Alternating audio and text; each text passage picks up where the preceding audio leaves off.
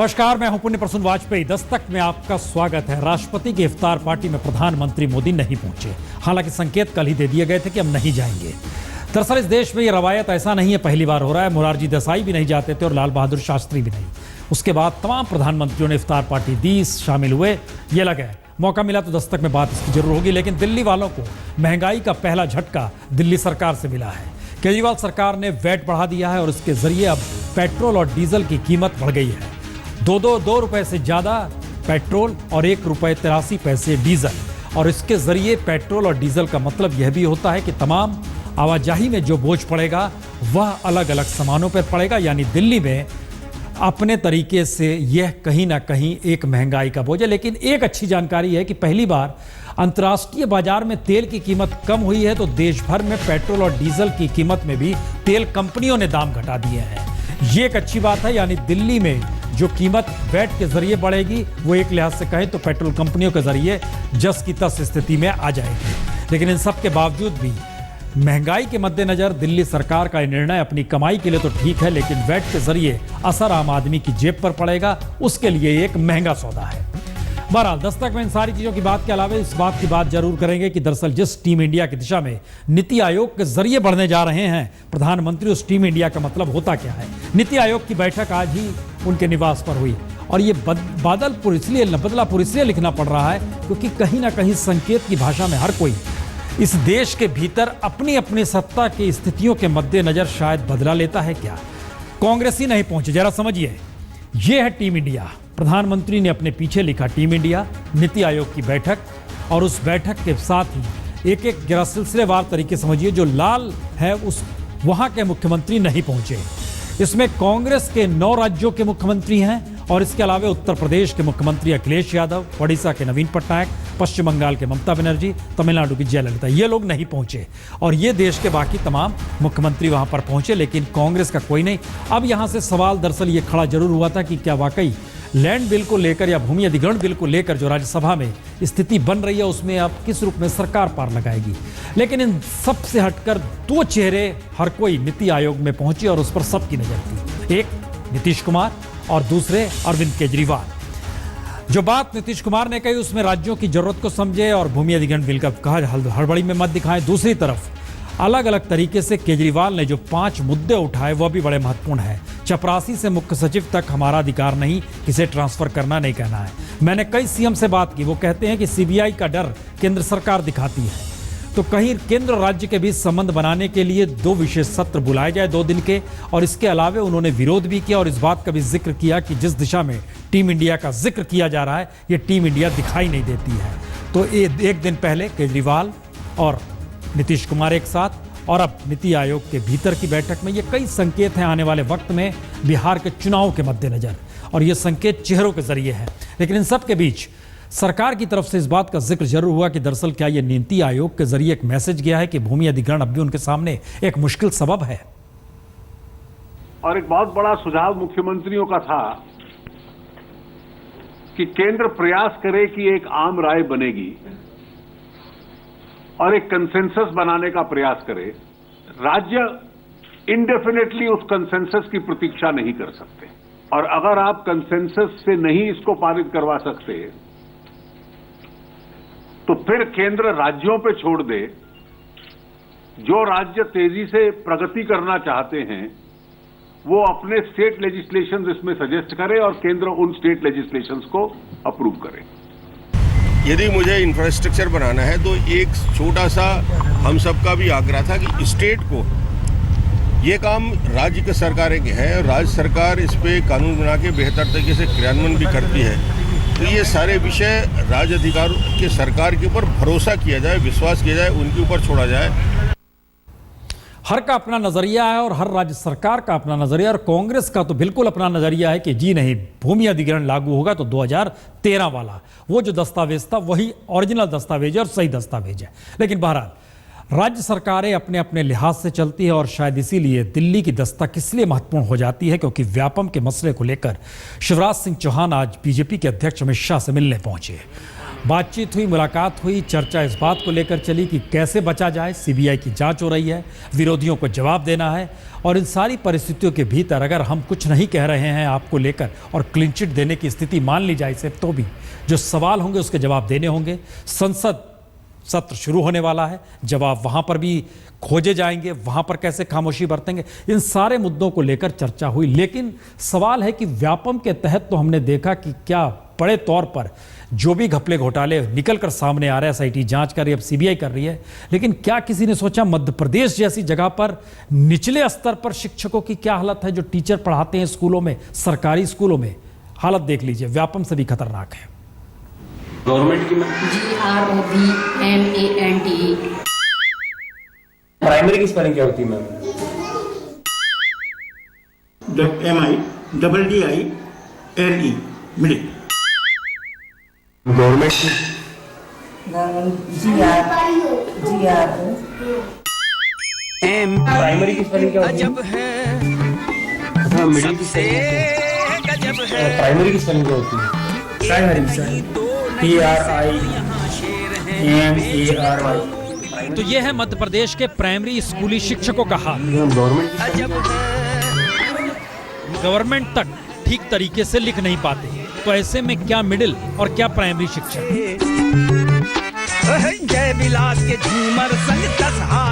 तो क्या एमपी वास्तव में गजब है, क्योंकि व्यापम घोटाले के जरिए परिवहन विभाग से लेकर फूड डिपार्टमेंट और मेडिकल तक में फर्जी भर्तियां हुई और प्राइमरी स्कूलों की भर्ती में भले व्यापम की भूमिका ना रही हो, लेकिन इन शिक्षकों का ज्ञान बतलाता है कि इनकी भर्ती जिसने भी की वो वाकई व्यापम से भी आगे की चीज रहा हो। शांति का फरमान है।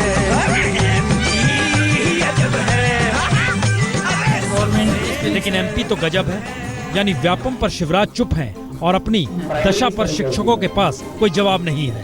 व्यापम के आरोपी जगदीश सागर ने बताया था कि कंडक्टर पद के लिए 5 से 7 लाख रुपए उससे लिए गए और सब इंस्पेक्टर की भर्ती के लिए लोगों ने 20 लाख रुपए तक ढीले किए। लेकिन शिक्षकों को लेकर कोई खुलासा अभी हुआ नहीं है, लेकिन फर्जीवाड़े की आशंका से इनकार भी नहीं किया जा सकता, क्योंकि वह शिक्षक क्या पढ़ाएंगे जिन्हें खुद अभी पढ़ने वाली स्थिति से गुजरना है। और मध्य प्रदेश का यही सच है, क्योंकि राज्य में 5295 सरकारी स्कूलों में कोई शिक्षक है ही नहीं। 17,972 स्कूल सिर्फ एक टीचर के भरोसे चल रहा है और राज्य में अभी 95,878 टीचरों की कमी है। तो सरकारी स्कूलों में टीचर है नहीं और शिवराज सरकार छात्रों को वह शिक्षा देना चाहती है वे डिजिटल इंडिया को समझ सकें, तकनीक पर सवार होकर स्किल इंडिया में भी भूमिका निभा सकें और शायद दिल्ली की आवाज जब उन्हें आधुनिकतम भारत के हिस्से में सहभागिता के लिए आगे बढ़ने को कहे तो वो बढ़ सके और ट्वीट भी कर सके, प्रधानमंत्री जी को उनकी वेबसाइट के जरिए ही सुझाव भी दे सके। तो सोचना शिवराज सरकार को भी होगा और मोदी सरकार को भी, क्योंकि सबसे पहला और बुनियादी सवाल अगर शिक्षा का सरकार ने मान लिया जो होता है तो फिर कहीं तो गड़बड़ झाला है और राज्य के मुखिया अपने सुशासन के दावे चाहे जितनी बार कर लें, लेकिन अगर शिक्षा ना दे पाए तो फिर सब कुछ बेकार है। पुनीत कपूर, सिवनी, आज तक। माना तो यही गया था कि बच्चों को ठीक तरीके से पढ़ाइए तो देश की नींव मजबूत हो जाती है, लेकिन स्थिति क्या है वो भी मध्य प्रदेश जैसी जगह में, जो एक लिहाज से कहें तो सबसे बड़ा राज्य है, और इस लिहाज से अगर समझिए तो दूसरी तरफ इससे पहले जो स्थिति पंजाब में निकल कर आई थी कि शिक्षक ही फेल हो जाता है तो क्या कहेंगे। लेकिन सवाल शिक्षकों का इतना भर नहीं है कि वो कुछ नहीं जानते। कुछ शिक्षक तो ऐसे हैं, गवर्नमेंट चाहे ना लिख पाए लेकिन गवर्नमेंट को अपनी उंगलियों पर नचाते हैं, और उसमें एक शख्स ऐसा है जो फिलहाल जेल में है। संघ और बीजेपी के नेताओं को हवाई सफर कराता रहा, लेकिन देखिए गवर्नमेंट लिखे ना लिखे लेकिन गवर्नमेंट उंगलियों पर कैसे नाचती रही। देखिए जरा, सुधीर शर्मा नाम है इसका। सर गवर्नमेंट की स्पेलिंग आपको आती है? सर एक्चुअली मेरा इंग्लिश से मतलब सब्जेक्ट नहीं है। GOVERNMENT। मेरे इंग्लिश विषय नहीं। ये दोनों है तो टीचर की ही तस्वीर, लेकिन जमीन आसमान का अंतर लिए हुए ये तस्वीर है, क्योंकि एक तरफ वैसे टीचर हैं जो गवर्नमेंट की स्पेलिंग नहीं लिख पाते और दूसरे वो टीचर हैं जो गवर्नमेंट को ही ऐसा पाठ पढ़ाते हैं कि 400 रुपए से 4,000 करोड़ रुपए के मालिक बन जाते हैं। जी, और दूसरे टीचर हैं सुधीर शर्मा, व्यापम घोटाले में जेल में पहुंच चुके हैं, लेकिन पहचान खनन कारोबारी की है। लेकिन इनकी पहचान के पन्ने अगर पलटिएगा तो 1990 के आसपास सरस्वती शिशु मंदिर में यह भी टीचर हुआ करते थे। बामुश्किल 200, 300, 400 रुपए वेतन पाते थे। लेकिन महज 13 बरस में तरक्की कुछ इस तरीके से की कि आज की तारीख में 4000 करोड़ से ज्यादा की संपत्ति के मालिक हो चुके हैं। लेकिन यह सब हुआ कैसे? क्योंकि सुधीर का परिवार झबुआ में एक वक्त दूध बेचा करता था, लेकिन संघ के संपर्क में आए तो सुधीर ने शुरुआत की सरस्वती शिशु मंदिर में बतौर टीचर। फिर विदिशा के डिग्री कॉलेज में लेक्चरर बन गए और उसके बाद बीजेपी नेता लक्ष्मीकांत शर्मा के संपर्क में आ गए। 2003 से 2013 तक लक्ष्मीकांत शर्मा के पास माइनिंग से लेकर टेक्निकल और हायर एजुकेशन जैसे विभाग थे और सुधीर शर्मा नजदीक थे। तो फिर क्या बात थी? एक तरफ व्यापम घोटाला उफान पर आया और दूसरी तरफ इन्हीं विभागों के जरिए ओएसडी बने सुधीर शर्मा ने नोट पीटना शुरू कर दिया। उनकी काबिलियत यही थी कि लक्ष्मीकांत शर्मा ने उन्हें अपना खासम खास ओएसडी बना डाला। फिर प्रभात जब बीजेपी के राज्य इकाई के अध्यक्ष बने तो सुधीर शर्मा को पार्टी की एजुकेशन सेल का प्रमुख बना दिया और सुधीर ने वीएनएस ग्रुप ऑफ इंस्टीट्यूट खरीद डाला और फिर झबुआ में ही अपनी पहली माइनिंग का कॉन्ट्रैक्ट भी उन्होंने ले लिया। तो सुधीर नोट पीट रहे थे और उसके मजे बीजेपी नेता भी ले रहे थे। और 2012 में जब आईटी डिपार्टमेंट ने सुधीर शर्मा के घर छापा मारा तो खुलासा कुछ इस तरीके से हुआ, लगा यही कि सरकार के जरिए नोट भी पीटा जा रहा है और सरकारी नेताओं को लाभ भी दिया जा रहा है और ये खेल लगातार चलते रहा। व्यापम में नाम आने के बाद सुधीर शर्मा फिलहाल जेल में है, लेकिन उसका भूत बीजेपी का पीछा छोड़ नहीं रहा, क्योंकि इनकम टैक्स डिपार्टमेंट को मिले दस्तावेजों में सुधीर के पैसों से फ्लाइट का टिकट लेने से लेकर तमाम सुविधाएं लेने वालों में केंद्रीय मंत्री धर्मेंद्र प्रधान से लेकर उत्तम स्वामी, प्रभात झा, सुरेश सोनी जैसे नेताओं और स्वयंसेवकों का नाम भी है। और आज कांग्रेस ने सुधीर के बहाने केंद्रीय मंत्री धर्मेंद्र प्रधान को घेर ही लिया। Dharmendra Pradhan, Bhopal to Delhi, 21/5/2010, fair 6807। और ये एक नहीं है, 2-3 जगह धर्मेंद्र प्रधान जी का फिर नाम है। ये टिकट डिटेल्स फिर हैं, फिर Dharmendra Pradhan, Bhopal to Delhi, etcetera etcetera. Bhopal से अमित कुमार के साथ आज तक ब्यूरो। हालांकि धर्मेंद्र प्रधान ने बहुत साफ तौर पर सफाई भी अपने तरीके से आज दिल्ली में दी। ये कहकर दिया कि दरअसल पार्टी का खर्चा था, वो कौन खर्च कर रहा था, किस रूप में खर्च कर रहा था, और 2010 का मसला, इसलिए उस दिशा में वो कुछ नहीं कह सकते, लेकिन पार्टी के खर्चे पर वो सफर जरूर करते थे।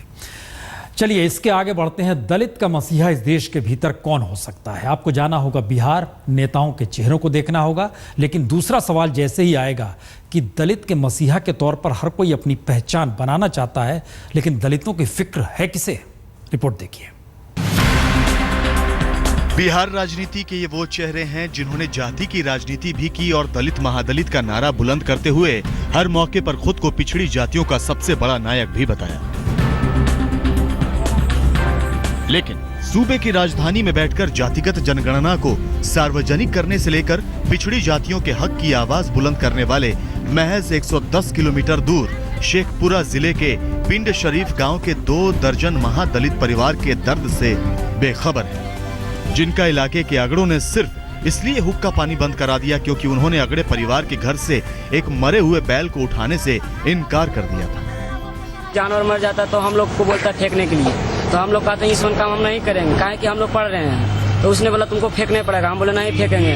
इसलिए मेरा घर पर पूरा आके हमला किया, वो लोग पूरा जानवर उनको खोल के हाँक दिया, हम लोग को बाहर निकाल दिया। हाल ये है कि महादलित परिवार गांव से कुछ खरीद नहीं सकते, उनके बच्चों को स्कूल से निकाल दिया गया है और गांव की औरतों तक के गांव में शौच पर पाबंदी लगा दी गई है। और ये फैसला किसी एक परिवार ने नहीं बल्कि गांव की पंचायत ने किया है। बोला पंचायती लगा करके ने बाहर कर दिया, बाहर करके उसके बाद में बोला घर से गाँव राशन पानी सब कुछ बंद कर दिया और हम लोग ने भगाने से कर दिया, मारपीट भी कर रहा है। तो सवाल सीधा है कि क्या महादलित और दलित वोट बैंक की बात भी बेमानी है? क्योंकि वोट बैंक का मतलब होता तो इनकी आवाज कम से कम अभी तो सुनी जाती, जब चुनाव सिर पर है। फिलहाल शेखपुरा के पीड़ितों ने दबंगों के कहर से खुद को बचाने के लिए पुलिस से गुहार लगाई है। उस गांव में जो रविदास परिवार के लोग हैं वो उसे फेंकना नहीं चाहते, चाहे वो किसी भी जाति का हो। जिस बात को लेकर के यादव और पासवान जाति के लोग रविदास लोगों को अपने खेतों में जाने देना नहीं चाहते हैं। किस समय जांच की जा रही है और आवश्यक कार्रवाई की जाएगी। तो सच यही है आजादी के 68 साल बाद का, और इंतजार कीजिए चुनाव का, क्योंकि गरीबों, पिछड़ों और महादलितों के लिए वादे फिर बड़े बड़े होने हैं। लोमेश कुमार, शेखपुरा, आज तक। यह समाज का आईना है या समाज को आईना दिखाने वाली स्थिति है। 4 तस्वीर हम आपको और दिखलाते हैं। यह आज ही की तस्वीर है और चारों उस हिंसा की तस्वीर है जिसमें एक तरफ नक्सलवाद, दूसरी तरफ आतंकवाद और तीसरी तरफ दिल्ली में जिस तरीके से हत्याएं हुई हैं उसका सिलसिला है, किस तरीके से कहां पर मार दिया गया, और ये तमाम परिस्थितियां बतलाती हैं।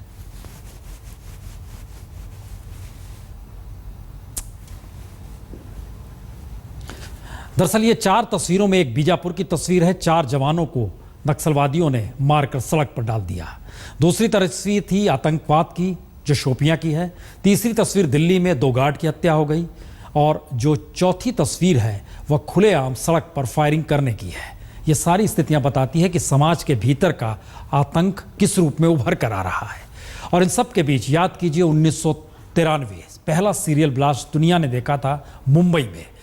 उस सीरियल ब्लास्ट के दोषी याकूब मेनन को अब 30 जुलाई को ही फांसी दी जाएगी। आइए कुछ पन्ने पलटते हैं और उस दौर को याद कर लेते हैं। पढ़ने वाले मंत्रालय, सेना भवन, सब उड़ाने वाले।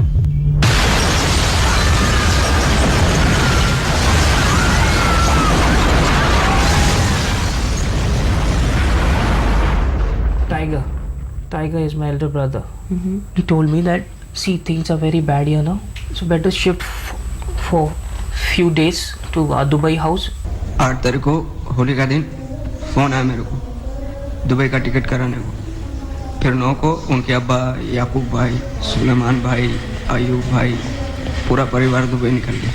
According to them, we were Tiger's family, and Tiger along with them, with their mutual consent, this work was done. गुल्लू दगा दे दिया है मालूम है ना, पर अल्लाह कसम प्लान कोई कैंसिल नहीं होने देंगे मैं।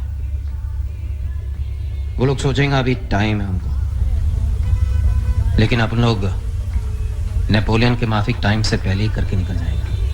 Pakistan wants to create trouble in India.